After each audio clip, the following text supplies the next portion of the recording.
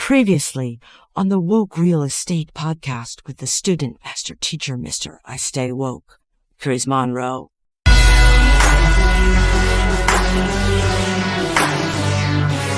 And then not to mention you buy, a multifamily, a duplex or a quad or something like that, and still get the same rent if it's a 2 or 3 bedroom per unit. So I wholesale duplexes for $40,000. Looking back on it, like, damn, that was only $40,000 for a whole duplex, 2 family, 3 bedroom, 2 bath on each side. Now these big ones, these ain't no little baby stuff. I'm talking about whole houses, basically, up under one roof. With 2 and 3 and 4 car garages. We got some nice houses here. That make plenty of money. So that's why I say go where the money's at. Follow the money. Don't just be caught up in, I'm in Florida, or I'm in New York, or I'm in California. One of these highly competitive markets, your money can go so much further in another place, just being honest. Absolutely. Listen, well, I'm gonna have to take a trip, man, and meet you. I'm gonna bring my mask and my PPE suit, but I got to come to St. Louis and see what's going on there as well. Come on through. We'll show you around. You'll be like, oh man, I don't know if I want to buy over here, a little rough. But hey, them rough areas make good money too, though. People that's the thing too. When you're thinking about real estate, a lot of people say, "Oh, I wouldn't live there." You don't have to live there, as long as somebody else will. Yes.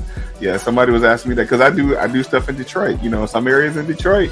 Some areas that I grew up in. I still look over my back when I drive down the streets there.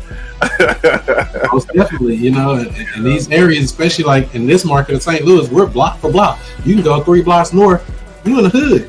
Right. Backs up. You're like, damn, this is a whole other town. This is the same place. Exactly. Yeah. So, and that's the thing, man. And of course, in those areas, somebody's gonna live there. If it's a house there, somebody's gonna live there. That somebody that lives there is gonna have to pay either rent or mortgage or whatever it is they choose to pay in those areas.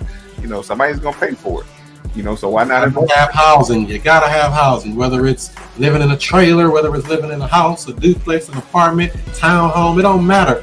Everybody gotta live somewhere. Everybody gotta work somewhere. And that's why I say learn real estate. I've even been saying something lately that's kind of controversial. Drop out of school and go learn real estate. Just drop out. I don't care what you're studying right now. Just drop out and go learn real estate. That's how powerful this stuff is. I mean, it's life. I will openly endorse that, but I will not deny that as well.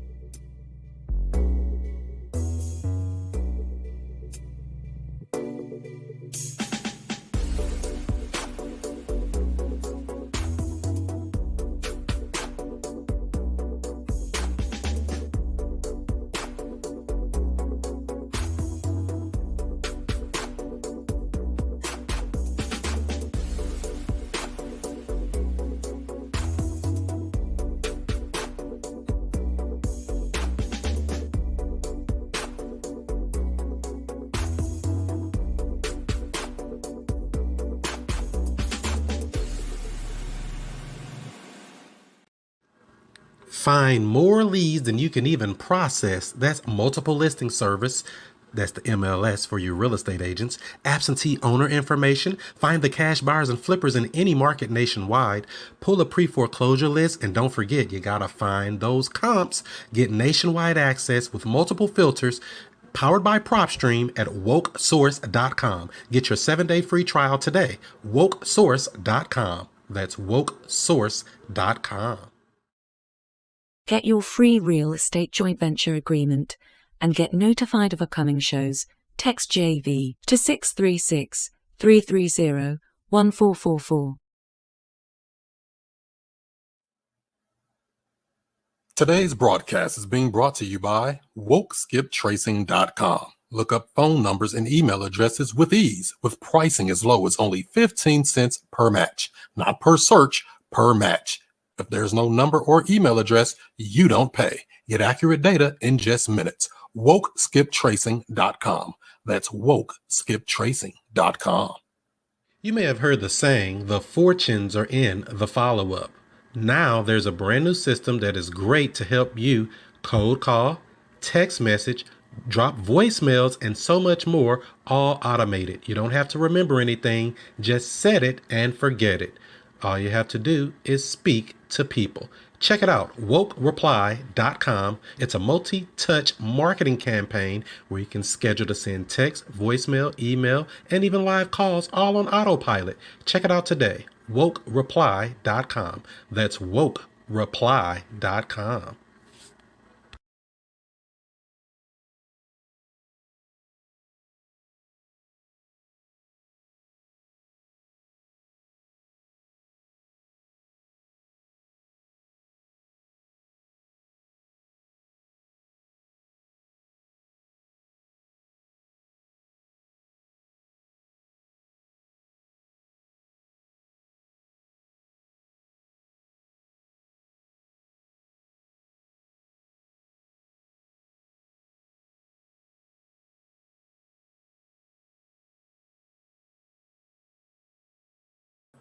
All right, ladies and gentlemen, boys and girls, women and children of all ages, it's about that time. It's Monday Night Raw, real estate style. What's going on, everybody? Go ahead and put your name in and where you're coming in from. I want to give you a quick shout out before we get started with the show. We got a great one for you tonight. We got my guy TJ in the green room. He about to come out here swinging and bucking and swinging, talking about those short-term rentals, AirBnBs, VRBO, and all the others. Everybody wants to get into that space.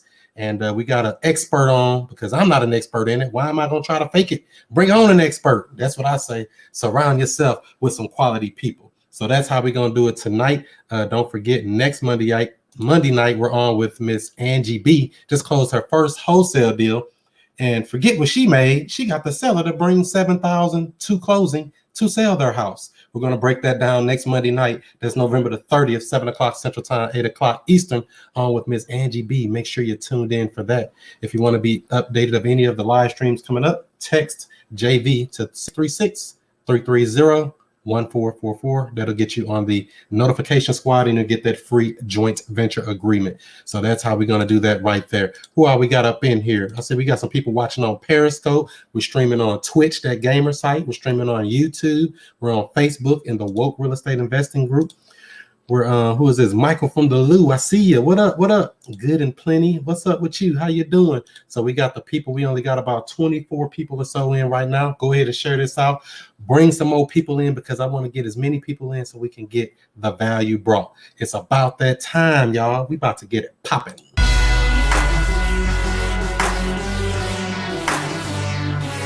And we have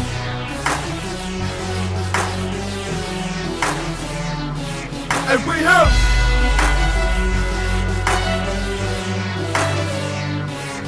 we have Mr. I Stay Woke.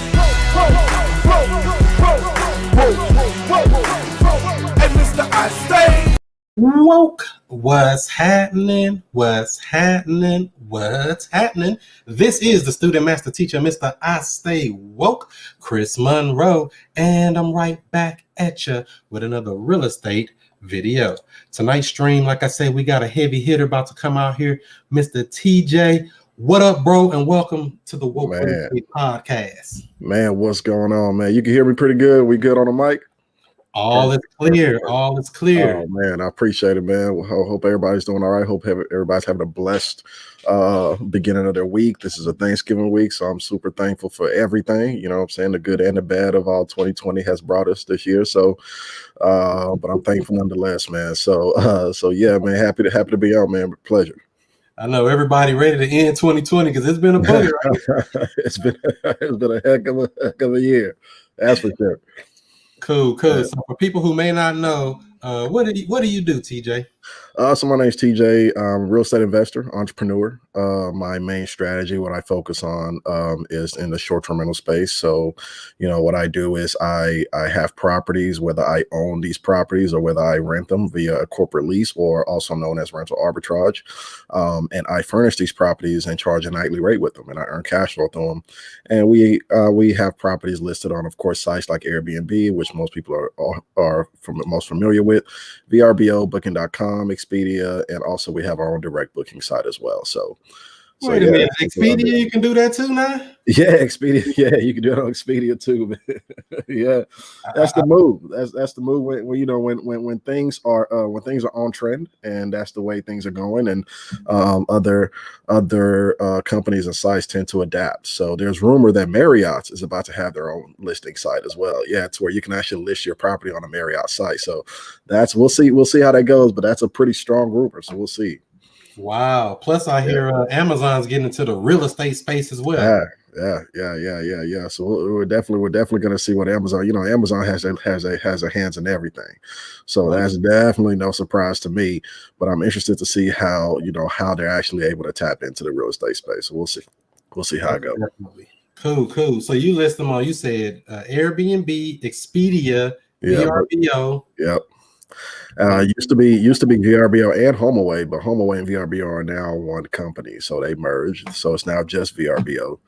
And then we have our own direct booking site as well, so people are able to book direct with us. And people actually like to book direct with us, but it's a different type of approach you want to take with them, because now you're not relying on these OTAs, what we call online travel agencies. These are your Airbnbs, your Booking.coms, and whatnot.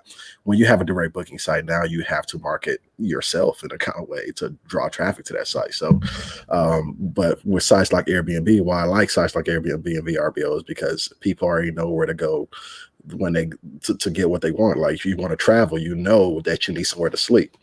You need a place to stay, you need accommodations. But so good thing about those sites is that people know exactly where to go to get set accommodations for their travel. So the kind of marketing is already kind of built into those sites.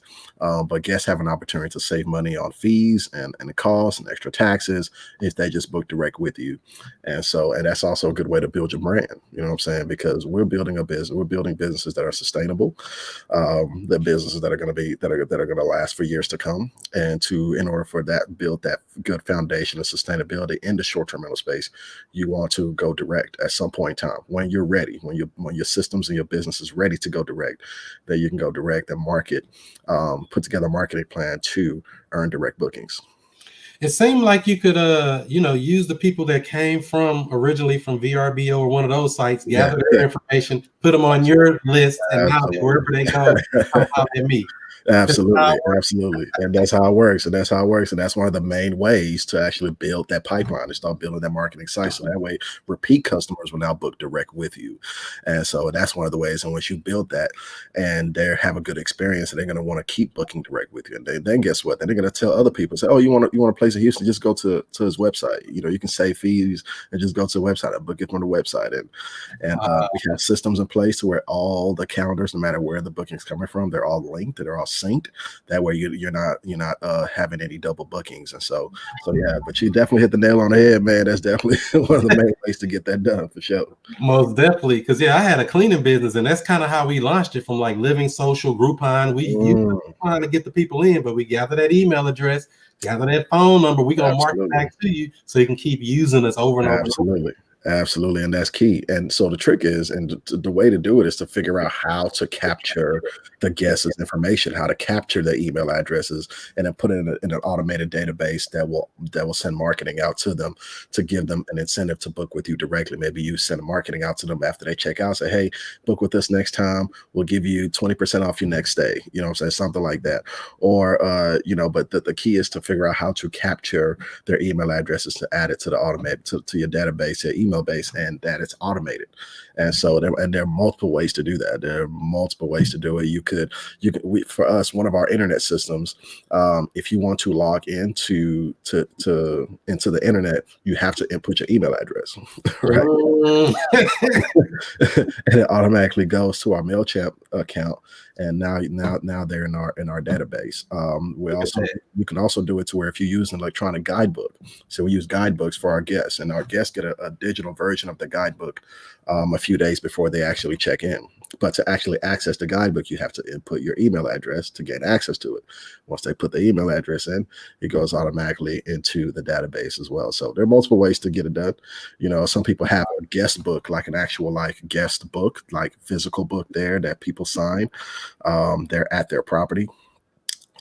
Some people do it that way. It's a more tedious, kind of more manual way. I love everything automated. For me, I'm automation all the way, baby. So wow. So this game can go deep once you understand the little details of how you move.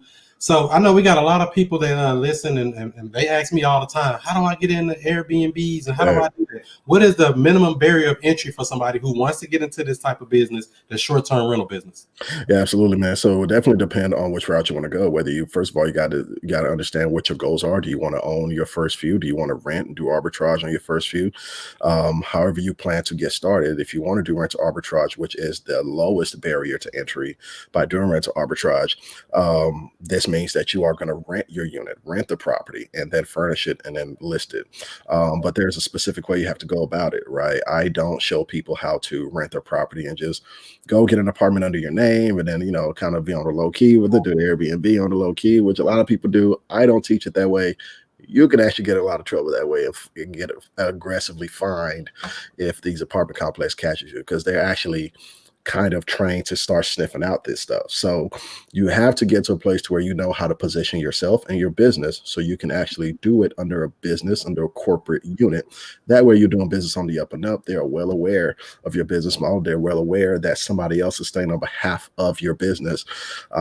So the one way to do it, if you're looking to get into this business, rental arbitrage is definitely the lowest barrier to entry. Whether you're renting this properties from a landlord, which is one of the easiest ways to do it, or you're renting a property from an apartment complex. Either way, you're renting this property under a business. You're positioning yourself as a corporate leasing company, like a corporate housing company. That's how you're positioning yourself. And you rent these properties, and the hardest part is taking down the lease. The hardest part is getting the yes from them to actually do the business model.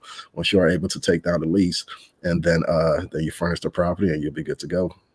Most definitely. So I know that's some of the scary part of it. Like, I don't know if I want to tell them, because a friend of mine was trying to get a space down there in Houston on the beach, or actually down in Galveston on the beach. And they were like, oh yeah, we don't allow those. We don't do those Airbnbs, but like, well, we lease it and they won't know. I'm like, no, I don't do that. That's how it is. And to be quite honest with you, man, most apartment complexes, they don't, when soon as you say to utter the word Airbnb, they're going to tell you to get out their face. Like, because Airbnb, as much as I love Airbnb, it definitely has a negative tone and negative connotation to a lot of places and to a lot of REITs and apartment complexes. This is why you have to understand something. A lot of people talk to me, they say, oh, TJ's the Airbnb guy. Yeah, I'll take that. But understand that Airbnb is not the business that I'm in. I am in the short-term rental business. I'm in a corporate housing company business. That's the business that I'm in. So you have to position yourself as such. You have to position yourself as a corporate housing company. So when you start talking about, oh, we're on a list on Airbnb, it's likely that they're going to say no to you. But if you position yourself as a corporate housing company and show them how you run your business, who you are, what you do, the people that you serve, which is one of the biggest questions you have to ask yourself getting into this business. Who are you serving? You got to understand who exactly your guest avatar is.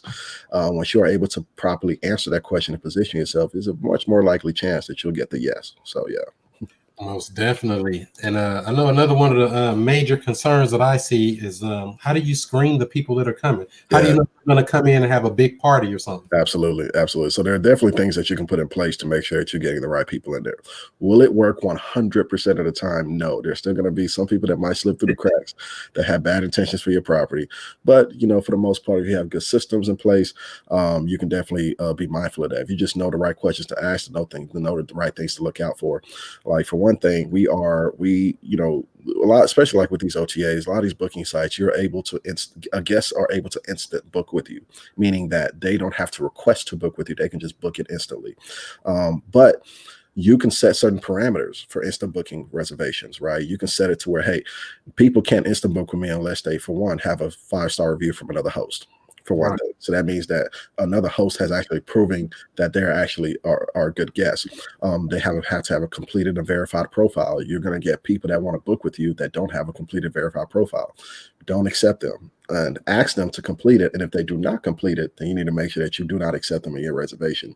So a lot of people think that, you know, one thing that you learn in this business is that not all money is good money. It really isn't. And so a lot of times you'll look at money, oh, it's a reservation.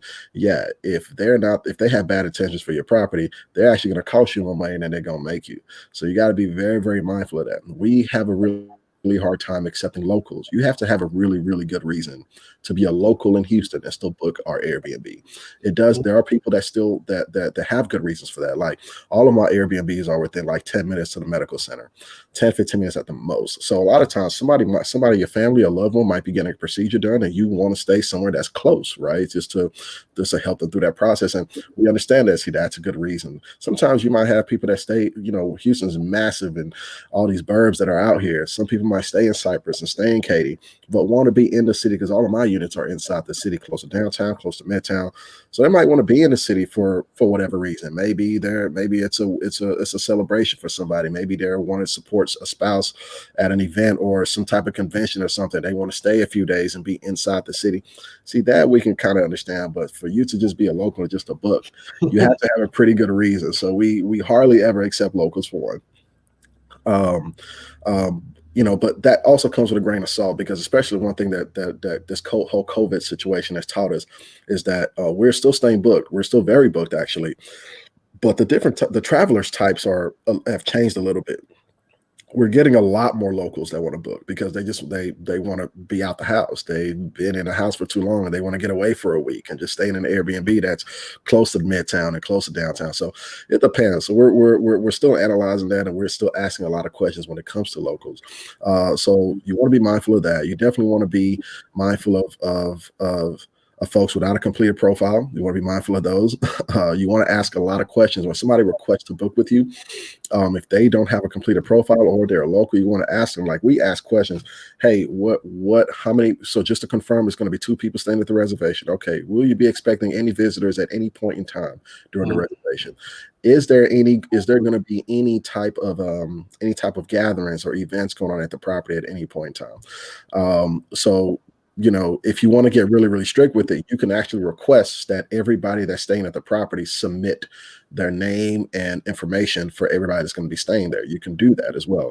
So you can get pretty strict with it. You can get pretty strict. You know, the more strict you are, the less likely you might get some bookings, but the less likely you also avoid bad guests. So yeah, and also your pricing, because there are different tiers, and when you are setting up these properties, the different tiers, like I like to call them in 3 different tiers. There's like your Walmart level, then your Target level, then like your Nordstrom level. So your Walmart level, Walmart, Target, and Nordstrom, and you can expect what happens at Walmart, right? People, you can just think about the things that happen at Walmart. Well, if you have a Walmart level product, you're going to price your units accordingly, but understand that you're also going to have Walmart type guests. Understand that. So your pricing matters a lot. So say you have a nice product, a really like a luxury type product. You have, you have like nice finishes. You invested in the decor. It's a really, really nice product. You're providing quality stuff. You know, even the consumables, the soaps and shampoos, all that's really, really nice. So you have a Nordstrom level product. Well, you're going to price your unit accordingly. And guess who cannot afford a Nordstrom level product? That Walmart level guest cannot afford the Nordstrom level product. So your pricing and the way your unit is actually also plays a major role in the type of guest that you will get to stay, that will be booking your spot. So if you have a nice Nordstrom level product and you price it accordingly, that Walmart level guest cannot afford that. So you got to understand, Is there money to be made on all levels? Absolutely, yes. Just like Walmart has a shirt and they make money selling shirts, and Nordstrom has a shirt and they make money selling shirts. It's just a different quality, right? So you got to think of your units like that. What kind of quality are you going to be providing to your guests, and understand that that plays a role in the type of people that will be checking into your spot. Most definitely, because you don't want the wrong ones to come in there and tear your thing up, have a whole block party, have the police there. I mean, I know you've seen the stories on the news. Yeah, it happens. They blame them. I'm like, how you gonna blame those people? yeah, it happens. Oh, it wow. happens, man. Yeah. So you said did the COVID-19 mess up the business at any point, during the year, or it just was kind of like turned off and turned right back on type deal? Oh man, it definitely. I mean, shoot, everybody in this business will tell you that they were definitely impacted. I mean, the travel industry, hospitality industry is one of the biggest and most affected industries as soon as COVID happened. I remember when they officially announced that they were shutting down the rodeo back in March, and we were in the month of March, and then they said they were going to shut down the rodeo. I got a call from a friend of mine, and he was like, "Yo, bro, they just shut down the rodeo." It's another short-term rental investor friend of mine, and I was like, "Oh wow!" And not even 30 minutes, and the cancellation started flooding in, because March is a pretty big month in Houston, just in terms of booking. Everybody makes a lot of money in the short-term rental space in March, simply because of the rodeo. Is one of the hot months in the Houston. So cancellations started flowing in, cancellations started flowing in. And so between March and April, we lost about 80% of the reservations that were supposed to check in, which was a lot of freaking money. So we kind of stepped back and we said, okay, here's the situation. Here's what we know. Here's who we serve. Okay, when we look at who we serve, are we still able to serve anybody within this guest avatar, even in the midst of this COVID? And we said, absolutely, yes. We're next to the medical center. This is why location matters. We're close to the medical center. We're still close to certain business sectors. And so we said, okay, we are going to stop. Kind of relying on these OTAs. We're going to stop relying on Airbnb and Booking.com and all that. And we started direct marketing ourselves. We started calling up these hospitals. We started letting them know, like, hey, we know it's a crazy pandemic going on, but we have beautiful properties that are ready to go. Bring your travel nurses; they can stay here. And so we started filling up these spots through those efforts. We changed up our marketing strategy. We also changed up our pricing. We started offering. We noticed that the type of bookings were coming in were much longer term bookings, monthly, weekly bookings. So we started providing incentives for folks who are booking long term with us. So I was actually offering a free flat screen TV if you booked at least 60 days with us. Yeah, you booked 60 days with us, you would get a free 55-inch smart 4K TV. And so, I mean, you just got to think about it. If you're going to provide a discount, might as well provide. I mean, that's like, it's the same thing as providing a discount. And so people say, hey, I can stay. I need to stay here. I need to stay for 60 days. So yeah, I get a TV with it. Okay, cool. I'll take it. So, so we were, just thinking outside the box. We were able literally all those bookings that we lost, by 90% of those bookings that we lost, we were able to recoup all of those bookings. So we weren't as profitable as we would have been in a normal situation, but we definitely were still profitable nonetheless, which was a lot to say in the midst of COVID. So it was still doing pretty well. And then came about June, July, when things kind of softened up and things kind of started opening up a little bit. And man, I mean, it just started pick back up like wildfire. And so we've been gravy ever since, man. And so we're still kind of monitoring things. We're still watching things because we know that things are still kind of shaky right now. Cases are rising in certain areas.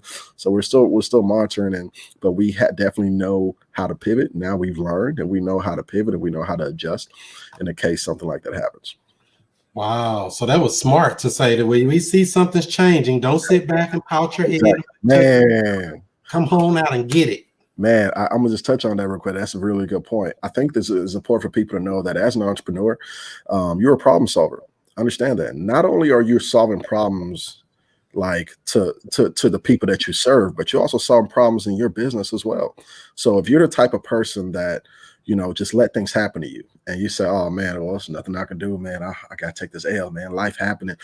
Then you really might want to reconsider this entrepreneurship thing, to be honest, because what's a fact is that change will happen. Things will happen. Change will happen. That's a fact. Are you able to adjust? Are you able to step back and really adjust to the changes that's happened? So that's a part of it. That's part of being an entrepreneur. That's part of being in business. So absolutely. Just to your point, man, because you're definitely right with that. Yeah, I mean, that made a big difference to just know that, say, this ain't working. We might have to pivot, might have to change. Let Yeah. me call these hospitals. I know somebody needs somewhere to sleep. Oh, absolutely. And really, I feel like you could almost charge a premium, but I don't know. Did you do that? Man, no, I was fairly priced. I was definitely fairly priced. But you know, with travel nurses, you know, they usually tend to stay for a longer term of time. And so, like my 2-bedroom units, we were renting 1 bedroom out to one nurse. So it ended up still being quite profitable at a good price because they only have a certain amount that they can spend a month. But that's plenty enough when you have multiple, you know, saying you can house more than one nurse in one nice property, one open property. So, and they can share the kitchen, living room, and all that. So that's kind of how we had it going on. Ain't nothing wrong with that. That's right. That's right. The people watching here, if you have any questions about anything he's speaking about or anything we're talking about here, drop them in the comments. We'll try to get your questions answered before we wrap this thing up today. Talking about Airbnb short-term rentals with TJ out of Houston. Are you originally from Houston? Man, no, originally I'm from Nigeria, originally. So, okay, the motherland. Nice job, boy. Anybody that's Nigerian in the chat. So yeah, I'm originally from Nigeria. I came here to Houston when I was 8 years old, but I've been in Houston ever since. I actually went to University of Houston. I graduated from University of Houston with an engineering degree. And so yeah, it's been Houston. It's been Houston ever since, and I love the city. So yeah, all my investments, all my properties are right here inside the city loop. So yeah. I know that's right. Yeah, I was looking at one of my friends' stuff down there too. I don't know if you know Loopy G. He's got an Airbnb. Oh yeah, Loopy. Yeah, that's the guy, man. I know Loopy for sure. He got one in Midtown there. I was like, man, it's kind of decked out over here. Y'all building up crazy in Houston. yeah, for sure. I say, I don't know. Y'all was not playing around. So that's cool. So when y'all so basically, I know you said you can use a place, rent it or whatever, and lease it out, sublease it back out. How do you go about furnishing a place? Say you're trying to get a place furnished. What do you do to get that done affordably? Well, so for one thing, if you want to furnish your spot, there are multiple ways you can do it. Some people, I know people who actually rent their furniture just to get started, just to rent the furniture. That way they can save money on upfront costs. But understand that renting your furniture is actually going to cost you more money in the long run. But it's a lower way. You know, it's less money up front. So it's one way to get in. So if somebody told me that they want to rent furniture to get started, then I said, okay, cool. Just don't stay there. Like eventually, just start buying your furniture because you'll save way more money that way. With that, though, you definitely want to work with somebody local, work with like a local furniture store that you can build a relationship with. And that way they can actually start giving you some really good deals because they start to see that you are serious and you're buying furniture from them, especially you go back and give them repeat business. They'll start hooking you up, trust me. And so does this furniture need to be new or can it be used just in good condition? What do you it needs to be, it needs to be in just in good condition. Certain things I think you should just make new. Like I don't think you should get like a used mattress and stuff like that. Make sure that that's new. But I would say definitely certain things, especially when I was getting started. I was on OfferUp heavy. I was on Facebook Marketplace heavy. You know what I mean? So certain things were like I bought a new couch. The couches were new. I bought the dining set I bought from Facebook Marketplace when I first got started. And so yeah, it just depends. It depends, but definitely work with someone local to get started because they'll definitely give you an opportunity to build a good relationship. I know people who actually, because big box places like Rooms to Go, for example, you can buy like a 3-room furniture set with 0 interest for 2 years, you know what I'm saying? Something like that. Now you'll pay market price for it, but it's still a great way to get into it. You don't make any payments you can finance it for 2 years at 0 interest. So some people do that, and that's a good way to get started. But when I say furnishing, that's not just your furniture though. That's everything, because you understand that you are providing a turnkey product. So your towels, right? Towels, linens, pots, pans, decorations, end tables, coffee tables, all that jazz, your shampoos, all that. You know what I'm saying? So you're all that stuff goes under kind of that furnishing kind of umbrella, right? So I like to kind of tell people now, just go ahead and budget about $9 a square foot. Just budget about $9 a square foot for your furnishing costs. Now, could you actually do better and get stuff cheaper than that? Yes, you can. Absolutely. But, I definitely want to make sure that just to give you kind of a base to say, okay, if I know I'm around this price, I'm in pretty good shape. But you can actually spend a lot less. Honestly, it's just you can spend less. But I definitely some people get too caught up, like it's for me, and they shopping for themselves, getting the top down. Like slow down, exactly. Slow down. You know, well, yeah, exactly. Remember, ask yourself, what kind of product do you want to provide? Do you want to provide a Walmart level product, a Target level product, or a Nordstrom level product? You know what I'm saying? Keep that in mind while you're designing and furnishing and whatnot. But yeah, just I mean that's about how much you to expect to spend on furniture. But I mean, again, you could definitely do better. You know, so you could definitely save some. But I just don't want people to say, oh, well, TJ said I can get it done for $5 a square foot, and it's costing you more than that. No. Go ahead and budget about 9-10, and you'll be good. It takes a little hustle, right? You say Absolutely. Facebook Marketplace, Craigslist. You know how many people moving and trying to get rid of a whole house full of stuff? Man, oh man, people call me all the time. TJ, you need furniture? you know anybody need furniture? You know, I got students now, so I'm always hooking my students up with stuff. So cool. Let's see. Oh, there's my guy Chris Haskins up in Virginia. He say, how are you dealing with people that want to book for parties? Right. That's a great question, Chris. And you know, we touched on that earlier, right? You know, so just making sure that you have certain things in place. Watch out to make sure that they have a completed verified profile. Look and confirm that they actually have provided a good experience to another host before. Do they have any good reviews, right? Is that like a deal breaker? No, it's not a deal breaker. If they don't have any good reviews, I'm just going back and I'm asking a lot of qualifying questions, because understand that right now, about 35 to 40% of people that book on Airbnb is still their first time booking on Airbnb. So we don't want to alienate folks who's their first time booking. Matter of fact, you want to take advantage and make sure that you give them a good experience. If you actually happen to host somebody that book for the first time, make sure that you give them a good experience. That way they can come back and still book through the platform. It helps the whole short-term rental community as a whole. But that's so you will allow parties?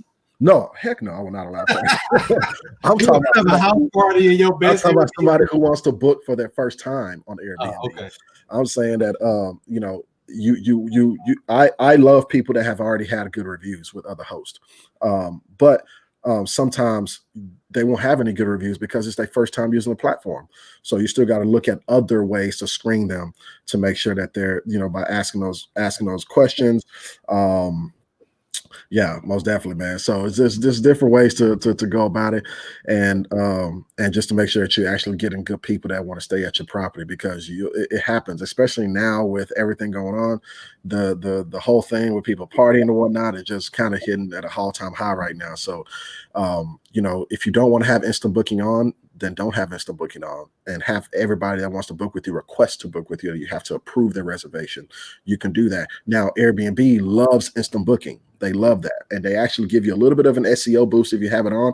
So if you decide to have it on, just make sure that you have certain parameters with instant booking, to where people cannot instant book with you if they don't meet certain qualifications. They have to have the government ID uploaded. They have to have a fully completed verified profile. They have to have a solid 5-star review from another host.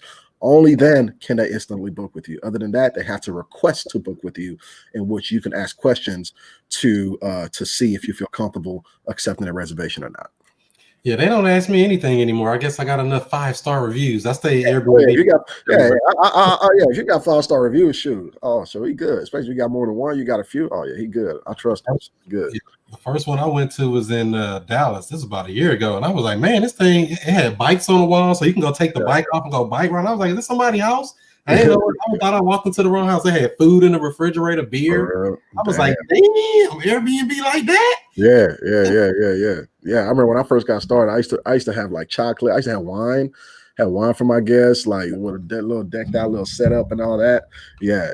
So we do that. So now I actually, for people that, you know, I work with a third-party company now. For people who want that kind of experience, they can actually order that experience through our services and have the third-party company come set it up for them. So that's how we do it. Yeah. That's cool right there.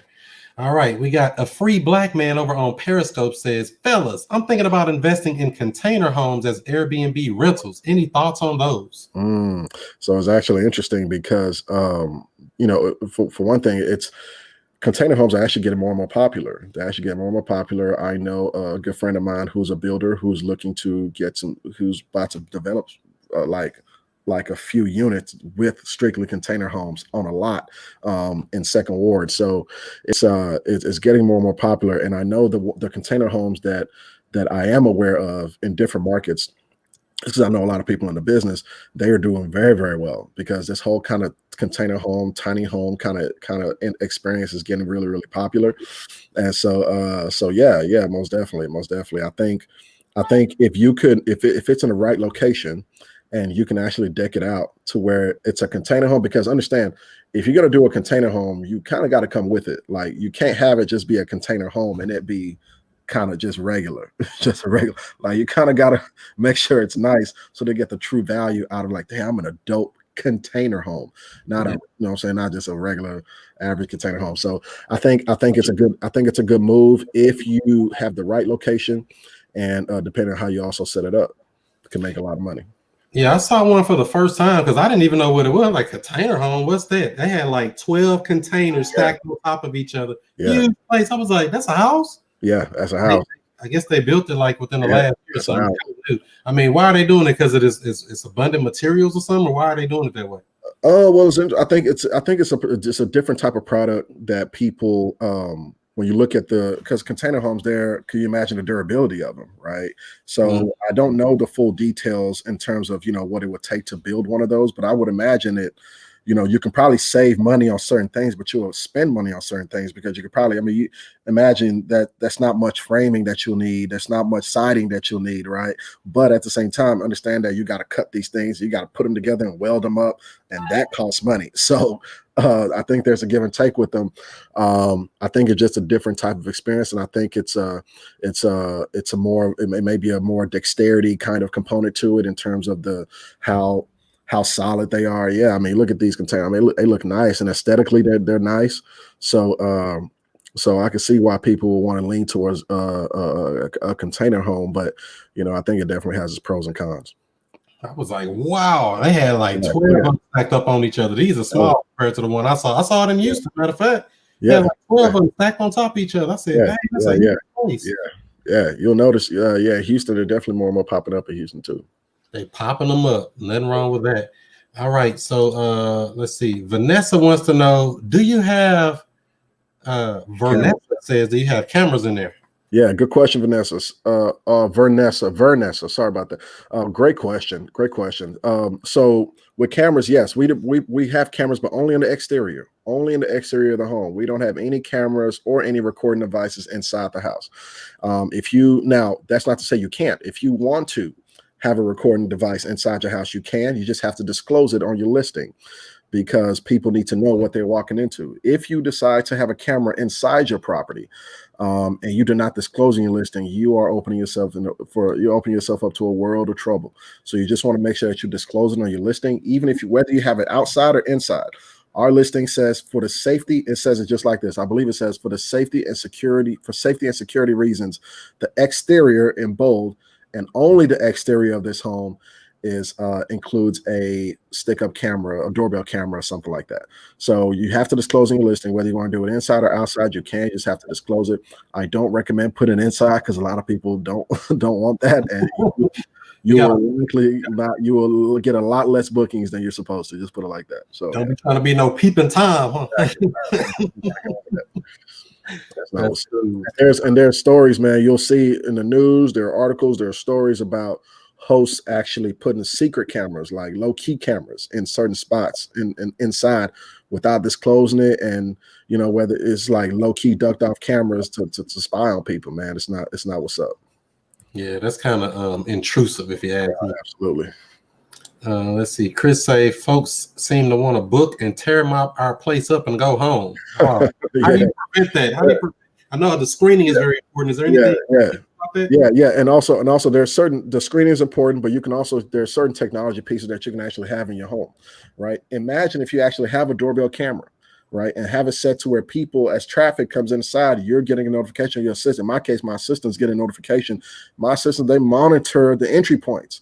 Right. So if 4 people booked it and we're seeing a slew of people coming inside the property, we're watching all that happen. You know what I'm saying? We're watching it so we can jump ahead of it. So not only is your screening process important, but the certain things that you have in your properties, like a noise monitoring system, right? There's a company called Minute. it's MINUT, minute noise monitoring, and then there's also noise aware. These are softwares, these are technology pieces that you can actually put inside your unit to monitor the noise level. So it knows, it can monitor like when it's a normal noise level versus when a party noise level. And as soon as it gets to like party level, you get an alert on your phone, and you can take action right away, whether you want to go out there, send your people out there, whatever. That you can take action to shut it down before it even gets started. You know what I'm saying? So there's certain things that you can still make sure that you put in place, both physically and during the screening process, to make sure that you are avoiding these party folks, man. And so if you stay on top of it, you'll avoid them for the most part. Seems like technology is a thing that's moving. Oh yeah, I wouldn't be doing this business without it. I know that's right. Not technology for sure. All right. Natasha Nicole on YouTube wants to know, do you start your own cleaning company to clean these rentals, or do you use someone else's cleaning company? So great question, Natasha. So we use a third-party cleaning company. Our cleaning company is, there's a point of contact, a supervisor point of contact, and they are the person that we contact, and they have their cleaners to go clean. So they charge us a flat fee per clean. And of course, that cleaning fee is passed through to the guest. We charge that to the guest. Matter of fact, I actually add a little bit more to my cleaning fee, for one thing, because I can. For two, to cover my linens as well, because you got linen fees. You know what I'm saying? You got to handle your linens too. So we have a cleaning company, and we have one point of contact, and they have their own cleaning crew. Now, I know some people that bring in that start their own cleaning company to do it. I don't recommend this until you get to enough units to where you can keep them busy, right? Because they're paid a living wage. You're putting food on their table. You want to make sure that you're going to be able to keep them busy and keep them have enough units to keep them busy. So unless you get to that point to where you have, I don't know, probably for one cleaning company, at least 12, I would say, you know what I'm saying, to keep them consistently busy throughout the week. And then you could probably bring in some. But for me, I've started off hiring a third-party company that has like a quality control person, a point of contact that does a quality control, and it's been working very, very well with our systems. Do I plan to probably get my own cleaning company at some point in time? Most likely, yes, because I'll save a lot of money on cleanings doing that. You definitely will, especially if you have enough units to spread them out and keep them busy. You could definitely save money doing that. So, but for now, I like the way things are going. So yeah, I actually had a cleaning company for like 4 years, like before Airbnb and all this stuff came out. Yeah. Could have made a killing if we was up right now. I know. You see, exactly. See, that's the thing. See, I would have hired you. I would say, yo, and I'm communicating with you, and you have your staff. Right. Yeah, but it's me. It's the relationship is with me and you. Absolutely. Good luck with that, though. Yeah, we had 18 cleaners at the highest point, and boy, it's always I don't want to work with her. I'm like, boy, y'all just need to get it together. Come on, man. It's a tough business. It's a tough business. I ain't gonna lie. Yeah, it's not like it's a career choice to clean toilets, Right. Exactly. Kind of hard. All right. Hopefully that answered your question, Nicole. Somebody on Facebook said that's dope. All right. Let's see here. What is the best type of unit to start with that can cater to diverse guests? Do 1 or 2 bedrooms work best, or does location matter more? That's a really good question. There's a market for 1 bedrooms. There's a market for 2 bedrooms. It just depends on who you're serving. Now, the locations definitely matter. The location is probably the most important thing, to be honest, because your location is going to help you determine who you're serving. That question of who you're serving is going to be determined. One of the biggest things that determines that question is where your units are. Why exactly are people traveling to that exact location? And when you look at that reason, you say, okay, if people are traveling here for a lot of business reasons, yes, 1 bedrooms will do very well in that area, because that's all business people need is 1 bedroom. Sometimes they travel in a group and maybe they want it, they'll do a 2 bedroom. So it really depends on where you are. It depends on the location, but it also depends, you got to ask yourself who you're serving. 1 bedrooms, 2 bedrooms, 3 bedrooms work, all that work. Studios work just fine. Like, you can literally be successful with this business no matter how many bedrooms it is, to be quite honest with you. When I first got started, I started off with a 3-bedroom house. It was a 3-bedroom, 2-bath house. There's actually a video on my Instagram page on my very first Airbnb unit. It's a house that I own. I still own it to this day. It's still listed. It's still doing numbers to this day. It was a 3-bedroom, 2-bath. Now, to get started, for your first one, for someone to get started, That might be a lot because furnishing a 3-bedroom, 2-bath house can be a little bit overwhelming. And I remember when I was getting started, my mentor at the time, he told me, he said, well, TJ, maybe just do a traditional rental with this one and go do a rental arbitrage in a 1-bedroom for your first one. But I was already deep off into it. I was already well into the furniture. I said, well, I've already spent all this money. I got to see this thing all the way through. And honestly, I'm glad that I did. I'm glad because it taught me so much. And even though at a point in time it did seem like a lot, it's like, dang, what am I doing? This seems like a lot. But I'm so glad that it went the way it did. I'm glad that I pushed through because that property does numbers to this day. So, so yes, I mean, either any bedroom will work depending on who you're serving, but location is definitely the most important thing. Location definitely matters the most. Yeah, I've even seen people rent out just a room in a house. Absolutely. Absolutely. I'm glad you said that. So there are multiple ways that you can be a host. You can do like your entire house. You can do that, and which is what I do because that's what works best for my systems. I like cleaning the entire house. There's a lot less turnovers, and it's just what works best for me and the way my systems are set up. But if I wanted to, I could. I know people that are doing this very successfully, doing room by room instead of just a whole place. And each room will have its own like particular lock. You just got to be mindful that if you do room by room, you can't mix up like genders. Like if that house, if you just want to serve, males, then you can do that. Some people do both, but you just understand that there's some risks that come with that, depending on who you're actually having in your property. Because you got to be mindful of that. But at the same time, it's a potential that you can actually make a lot more money doing room by room. You can make a lot more money doing it that way. It just depends on how it's set up. Now, if you have a 3-bedroom, 1-bath house, then that probably wouldn't work because 3 rooms sharing 1 bathroom probably isn't really ideal. But say you have a 3-2, maybe there's a master with 1 bathroom in a master, and you have a secondary bathroom that shares the other 2 rooms. That is a good candidate for a room by room. There was a townhome in downtown Houston that was rented as a 3-bedroom, 3.5 bath. So each room had its own bathroom. That is another excellent candidate for a room by room situation. So it depends on the property, depends on who you're serving, depends on location. But yes, I would say if you have, at least a 3-bedroom, you could probably do it with a 2 as well. But I would probably say at least a 3-bedroom. That way you'll maximize your earning potential doing room by room. But yes, you can definitely do that 100%. Wow. So the sky isn't even the limit. Yeah. For the people that's watching on here, be sure to give this video a thumbs up, give it a like, give it a share. My guy TJ on here dropping jewels, telling you the insider secrets and the hacks. Yeah. He's giving a thumbs up. Our lights ain't up high enough. Let's get them lights up. All right, let's see here. What else we got here?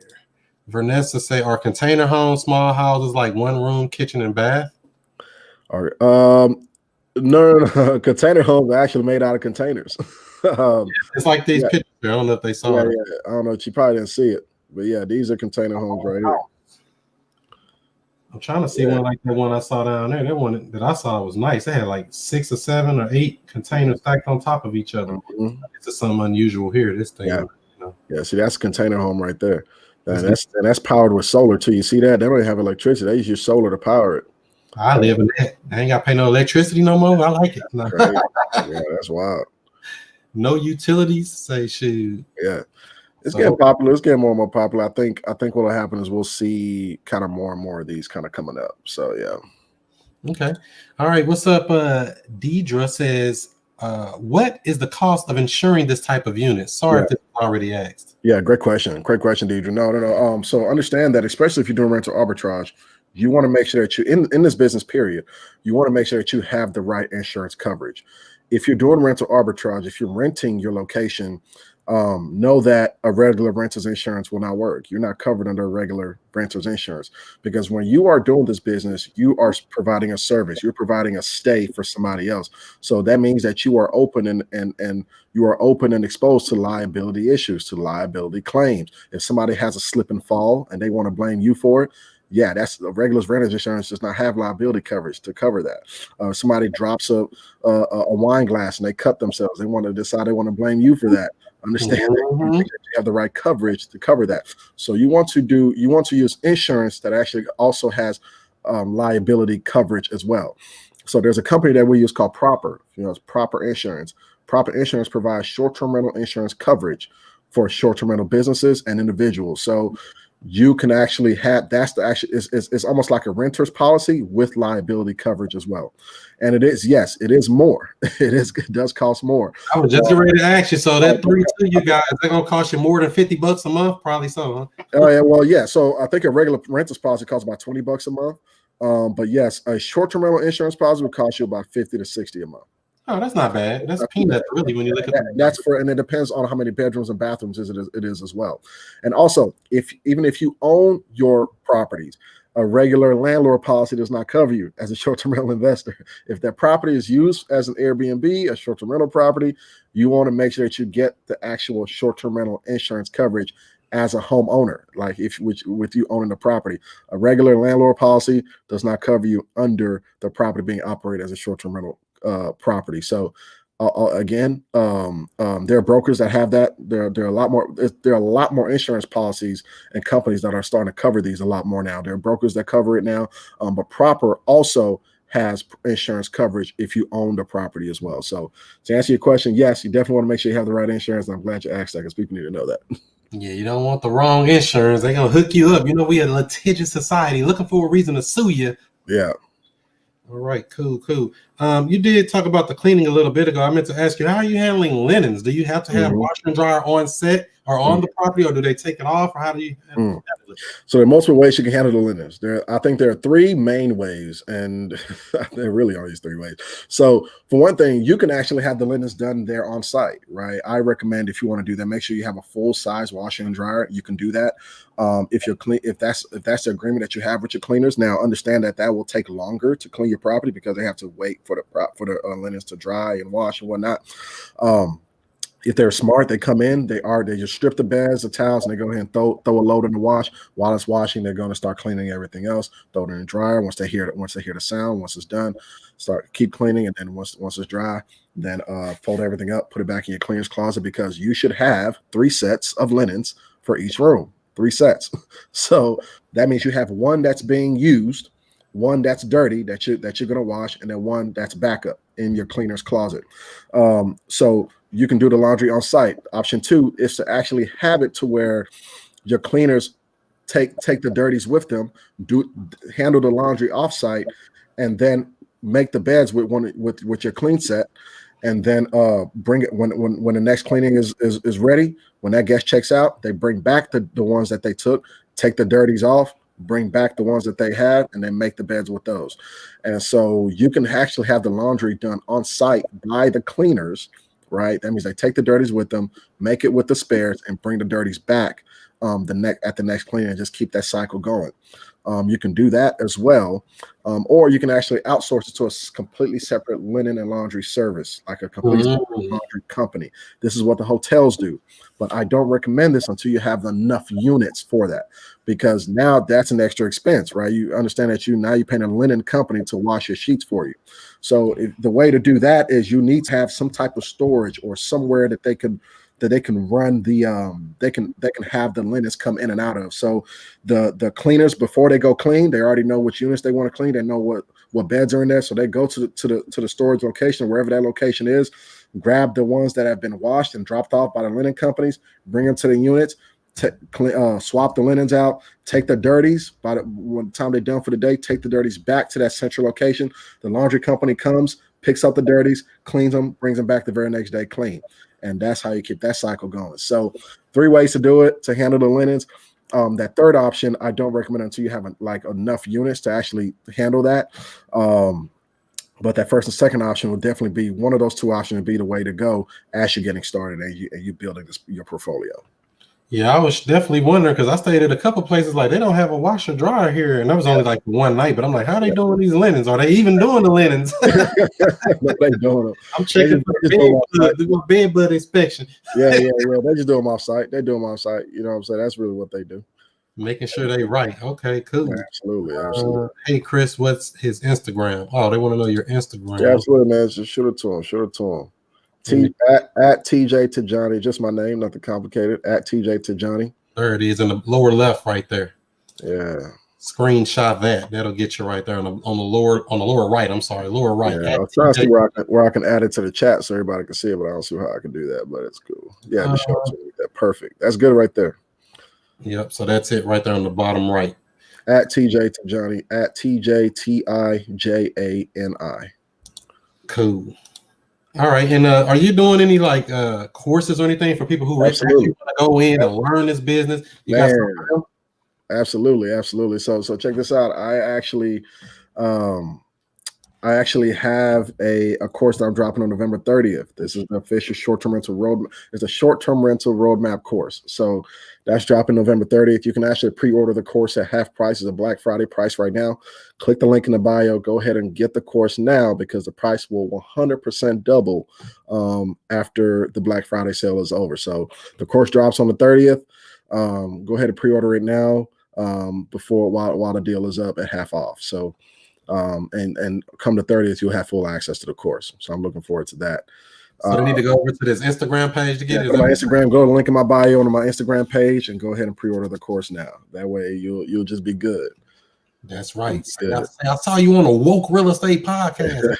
Right there. I need something. Yeah. Gotta get you going right there. So cool. Let me see if we got any other questions. So you got that coming up. And somebody just asked here, do you show students that want to live in one city but have their rentals in another city? Yeah. So and yes, absolutely. So what's good about this business is that you are able to build a team and use systems and use software and technology, and your team. I actually break them up into two different groups. You have your field partners. That's your kind of like your boots on the ground team, like your cleaning crew and whatnot. Those they will qualify as a field partner. Then you have your technology partner. These are your softwares that you use and technology that you use to actually manage your property as well. The way I teach people how to do this business is to actually build the infrastructure from the foundation and build the business up the right way, with the right infrastructure, with the right team to actually help you build and run your business. And then that way you can actually take those systems and really help manage it no matter where you are.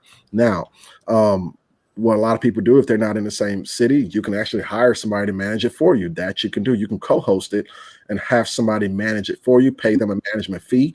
Now you will have to give away a little bit more of your revenue because you're going to have somebody manage it for you and give them a fee for it, or you can build the infrastructure yourself and implement it and manage it yourself, but with your own team and your own technology and your own softwares to help manage it for you. So 2 ways to go about it.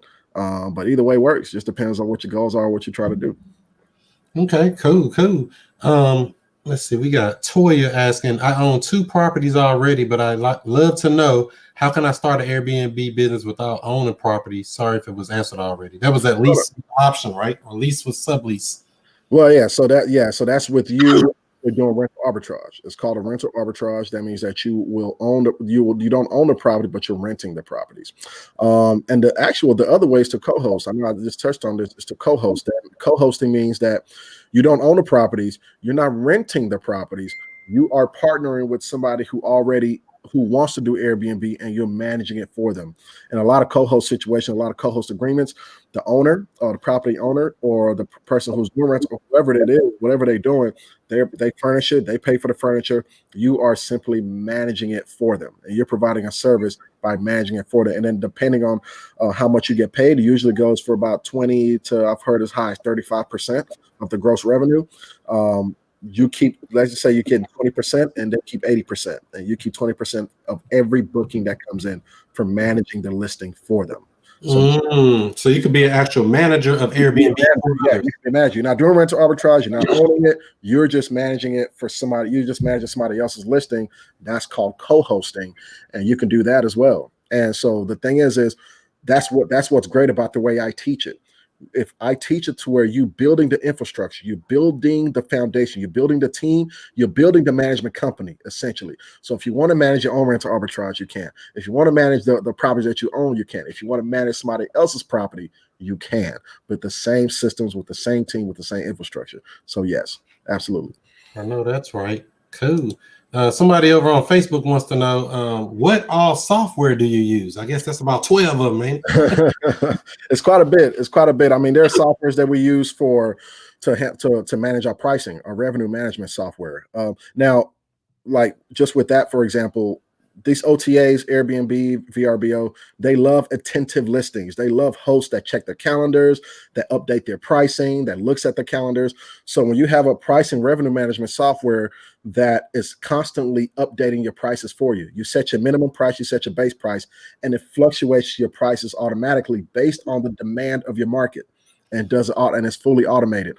So you can customize. There are a lot of different little customizations you can do.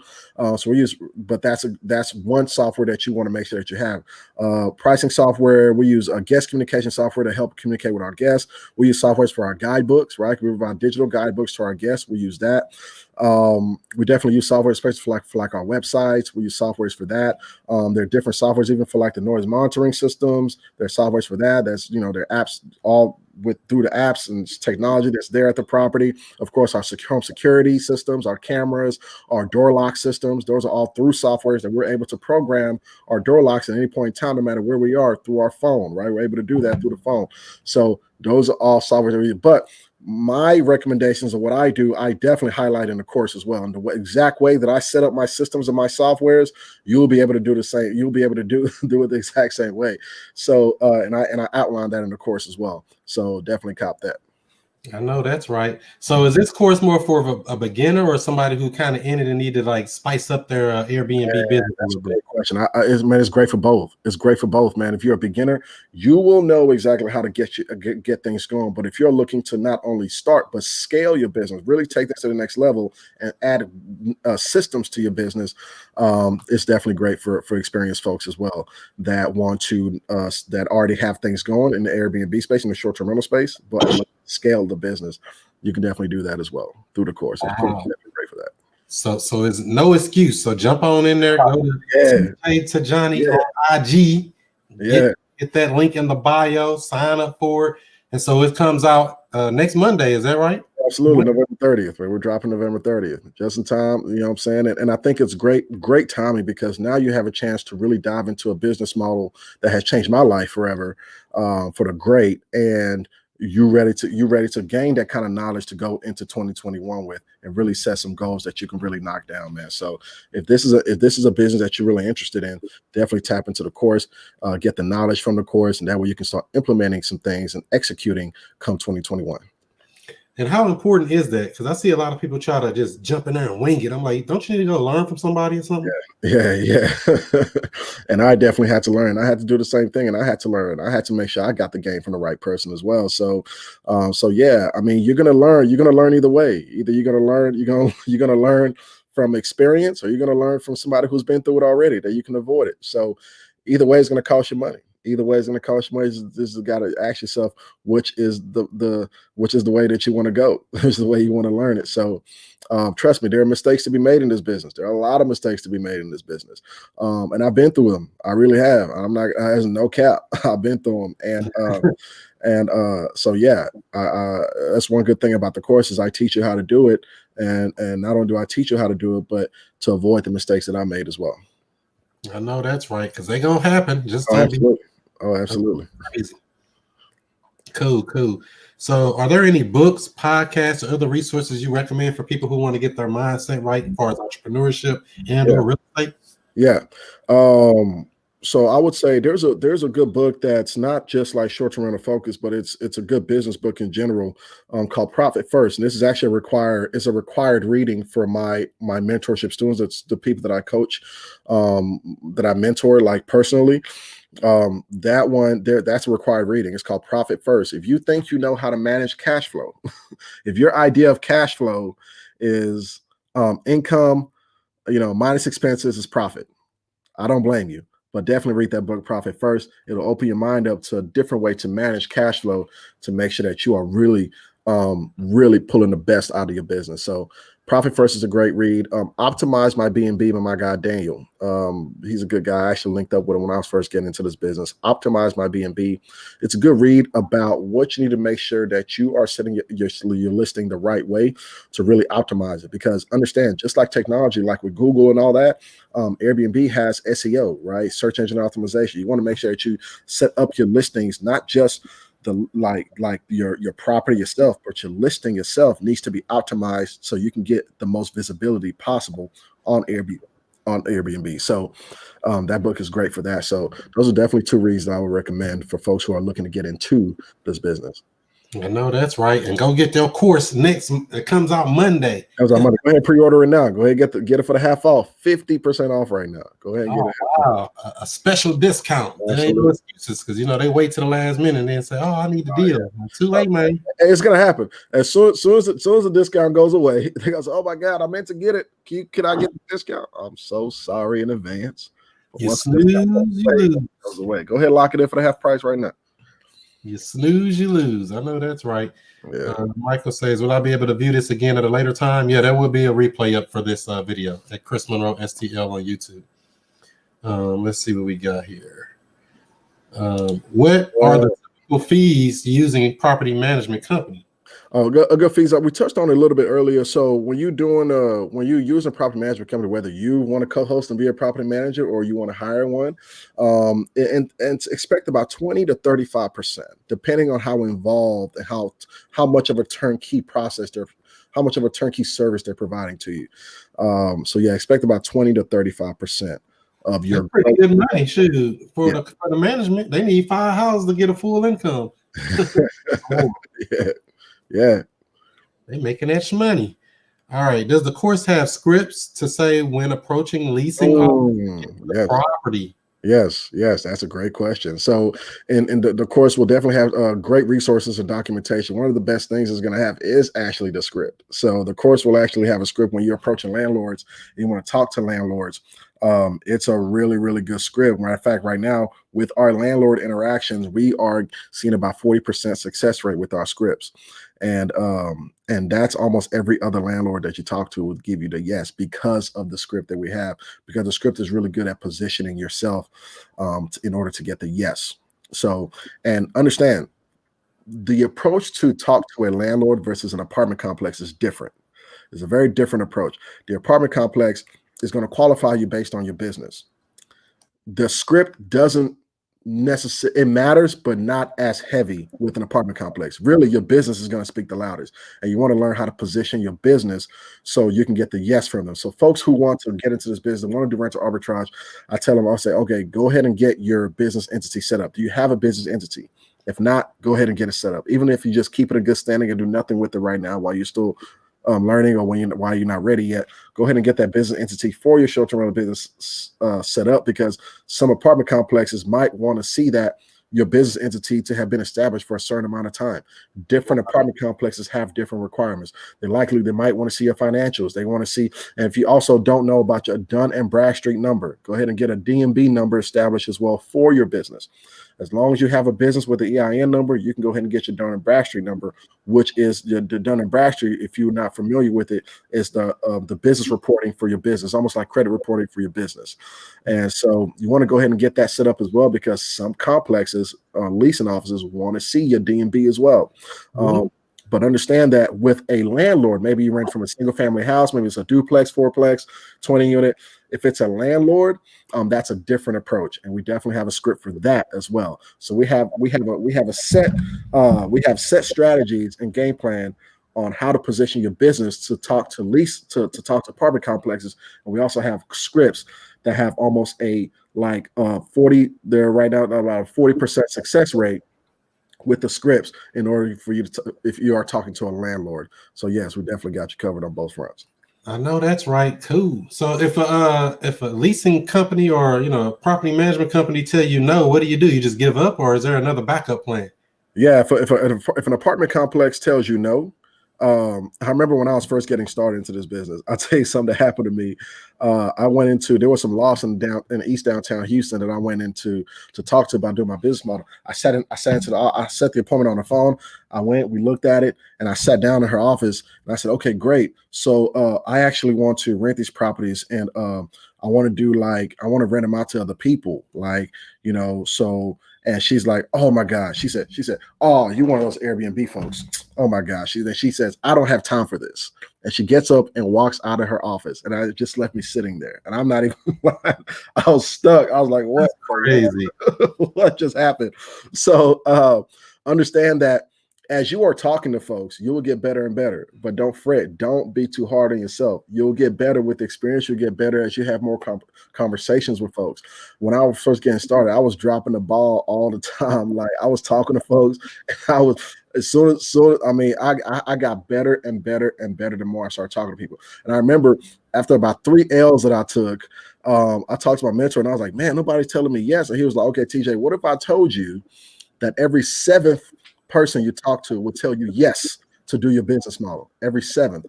So he's like, you told me how many units you want in 6 months. You told me your goals. What if I told you it's every 7th person you talk to is going to tell you yes? So how many units do you want? How many people do you need to talk to? So you got to kind of approach it that way. Like you understand that you're going to hear some no's. You're definitely going to hear no's, but every no is you just get closer and closer to that yes for somebody else to tell you that yes, okay, we'll take a chance with you and do your business model. So it seems like you can just tell them I want to do subleasing. You don't want to actually say Airbnb. I want at least the right to sublease. Yeah. So here's the thing. I actually don't even like to say sublease. I don't like, because by definition, when landlords or property managers hear sublease, they start like, oh no, we don't do sublease. We don't do sublease. Well, so understand that when you are renting, if you rent an apartment in your name and you start to rent it out on Airbnb, yes, you're subleasing 100%. You are subleasing, and you can get in a lot of trouble for that. You can get fined pretty heavily for doing that. Now, say you rent this property under a business. Now you're doing a corporate lease. When you do a corporate lease, it's understood that somebody is going to be staying on behalf of the business, that the business can't stay there. Somebody's staying on behalf of the business, and that even that lease agreement is totally different. A corporate lease agreement does not have that subleasing clause, because they trust you as a business, that you want to be a successful business. So they trust you that you are providing the right screening procedures, that you are, doing the right things to make sure your business is successful, getting the right people in there. So they are trusting you with that. That's what a corporate lease is. You are operating as a business entity. So that's why it's important that you do it under a business, because by definition, you're not subleasing. You're operating as a corporate housing company. Now, if you rent it under your name, then you're subleasing, and that way you can get fined. So we call that a legal loophole. Exactly. That's exactly what it is. It's a very legal loophole. I love it. That's what I'm talking about. We got to have that. Let me see if we got any other questions here before we wrap this thing up. Y'all give this video a thumbs up. Give it a like. Give it a share. We got TJ on here. Make sure if you want to check out that course, hit his bio on his Instagram page. And that's coming out here in the next few days. Get the pre-order, 50% off, saving you money like it ain't funny. Yeah, absolutely. I know you said you made some mistakes and stuff before. What kind of mistakes did you make before? A lot of stuff that we talked about. Oh, man, I remember this was May of 2018. I was still fairly fresh into this business. I was on unit number 3. I was on my 3rd unit, and I wanted a 100. I had one more day to be 100% occupied that month for one of my properties, a 1-bedroom unit I had downtown Houston. I had one more day to be 100% occupied. And so I had somebody that sent me a request to book, and everything that we talked about did not have a complete profile, did not have a good review from a host. Matter of fact, also another thing to look out for: when was their profile created? When was the Airbnb account created? Today. I just created the account. It seemed like that day. So for me, I was like, oh my God, if I can get this day booked, I'll be 100% occupied. Remember when I told you not all money is good money? They booked this property, 1-bedroom apartment. They threw the biggest party. The security at the apartment complex called me at like 1:30 in the morning. They're like, TJ, hey, it's something crazy going on at your apartment, man. Like, what is going on? So I like, what? And so I look at the camera. I go on my phone to look at the camera, and I just see black. Like, it's just a dark screen. I'm like, dang, is something wrong with the camera? And I realized that it's timing. Like, the camera's working. You can see I can see on my phone the time is passing. I can see it's recording. I'm like, what's going on? Then it hit me. They had put a sock over the camera. They put a sock over the camera. My God. And I was like, what is going on? So I jump out the bed. I put my clothes on, and I drove over there, and security had to come with me. And I told the security, I said, just wait on me. I'm on my way. I'll be there in like 10 minutes. Just wait. We'll go in there together. So he waited on me. We went in there together. Man, it was like over 40 people in that 1-bedroom apartment, man. It was a party. And not only that, it's a really nice apartment. Like it's a really nice Class A apartment.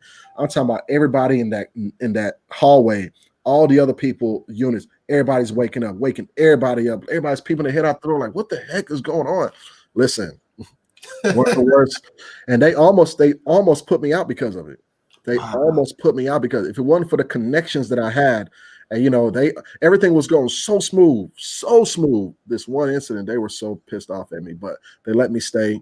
It ain't like you try to do it. I mean, it's my business. I had to take responsibility. It's my business. I took responsibility, and I knew that it was a chance. I knew it was a little. I just knew it was a little bit of a risk, but I didn't think that was going to happen. They can't do no damage there. Yeah. That's where they treat you. The moral of the story is all money ain't good money. All money ain't good money, man. All money is not good money, and I had to learn that quick. So, wow. I know that's right. So it looks like we got this thing here. So I know we said we got the course. Yes. Out next Monday. Yes. Pre-order that right now. Anything else you want to share with the family before we wrap this thing up and do some more woke stuff? Man, listen. I'll say this. Well, a couple of things. Somebody's asked me about if I have a mentorship program. Yes, I do. I actually do have a mentorship program that's more like a lockstep process in terms of really helping you reach your goals. If you're interested in hearing more about that, along the link in my bio also has you'll see it says free webinar on how to start and scale your short-term rental business. The free webinar, you can have access to that right now through the link in my bio. Go to the free webinar, watch that free webinar, and then book a call with me. Watch the free webinar, how to start and scale your short-term rental business. Watch the free webinar, then book a call with me, and then we can talk about the one-on-one mentorship program. So definitely tap into that. But outside of that, the course is coming out, which you can pre-order now, and that drops on November 30th. So, and that's that, just to answer that question. But another thing is that I just want to leave y'all with this, man. You understand that you don't necessarily have to know everything to get started. Like, just know enough to get started. And you don't have to know everything, and then that way things will unfold, right? It's almost like you're have like these tall steps. You're in a dark room with these steps, but you can only step on one. You can only see, the only light is one step at a time. So just take that one step, then the next light will come up. Take that next step, then the next step will come up. So you don't have to know it. You don't have to see the whole staircase to take action and get some things going, right? So just know enough, get enough knowledge, and just take action and learn as you go. So I will leave y'all with that. I know that's right. That's cool, my bro. TJ down in Houston. Are you expanding to some other markets and stuff too? Or are you gonna stay in Houston? Yeah, I'm big on Houston. I live here, but I'll definitely be branching out to Atlanta next. So I'm looking to set up a few units in Atlanta. Actually, I'm going out there January. Atlanta's hot, man. Yeah. That's my next market. So I'll be in Atlanta next. All right, hot Atlanta. We will see you out there. All right. Anything else you want to share with the family? Man, that's all I got for you guys, man. Definitely tap in with me and follow me, because I definitely do post content on short-term rentals. So yeah, tap in with me and follow me. Cool. At TJ Tajani on IG. Yes, sir. All right. Thanks for coming on and sharing some wisdom, some knowledge, some actionable steps that people can actually go take action on, not just hear it. That's the only thing I recommend. People take action on this information. Don't just get it and hear it, because a lot of people listen and never take action. Do some stuff. Absolutely. Do something. Execute. Execution is key. Execution is the name of the game. Cool. So I'm gonna wrap this thing up. All right. Thanks for coming on, TJ. No problem, brother. Appreciate you, Chris. Love the platform, man. Keep doing what you're doing, brother. Bless up. For sure. I'll see you when I get back down to Houston. Oh, most definitely. Holla at me, baby. Holla at me when you get back. I'm mad at y'all weather, man. I came back up here. It's 46 degrees and cold and rain. I'm like, hell no, I'm going back to Texas. Yeah, it's kind of lovely in Houston right now. It'd be hot in the summer, but it's lovely right now. I know that's right. All right, I'll catch you next time, bro. No problem. Appreciate you, D. Howard. I appreciate it. Hope this was add value to y'all. Y'all have a blessed rest of your day. Have a blessed Thanksgiving. Be thankful, y'all. That's right. Be thankful. Get that turkey day up. That's how we do it, family. Each and every Monday night, 7 o'clock Central Time, 8 o'clock Eastern. Make sure you go ahead and give this video a thumbs up. Give it a like. Give it a share. If you're watching on a replay, leave a smart comment. Tell where you learned something, where some value was added, or something you disagree with, where you're like, no, I wouldn't do that. Put that in there too. It don't matter. Just let me know you came through. All right. So if you want to make sure you go ahead and text JV to 31996, you'll be notified of the upcoming shows that are coming up on Monday nights after this. It's right there. Text JV. I'm sorry, to 636-330-1444. Our number got changed. We had this short code, and they said that all the major carriers stopped doing short codes, or they got some kind of rule or something now. So we had to get a real phone number. So that 31996 number is no longer good. So you have to text the real number now, which is a number you can actually reach me at, 636-330-1444. Text JV, that's the keyword that'll get you the free joint venture agreement and the notification, so you'll know when we go live. Next Monday, we're on with Miss Angie B. She just did her first actual wholesale real estate deal. That's on the 30th, 7 o'clock Central Time. And the seller actually brought over $7,000 to sell their house.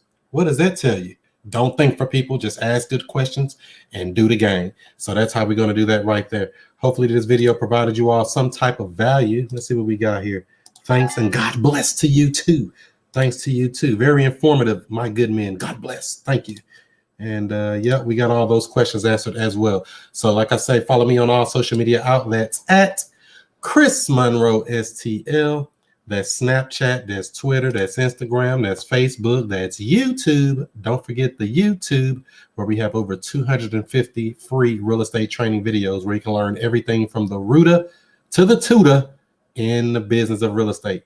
And join that free Facebook group, the Woke Real Estate Investing Group on Facebook, talking about subject to, talking about lease options, talking about seller financing, and so much more, all the creative stuff. Make sure you tap in there. It's free. The Woke Real Estate Investing Group on Facebook. And if you're listening on the Woke Real Estate Podcast, give us a 5-star rating. We need that as well to help uplift into the atmosphere. So we're trying to help some people get their education level up, so they're not waiting on a stimulus check from the government, where they can go ahead and get their game together and get their life together. So hopefully you all have yourself a great day. Do what you do. Be who you be. And I'll see you before you see me. Peace.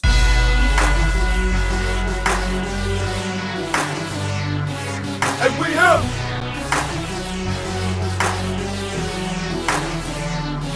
And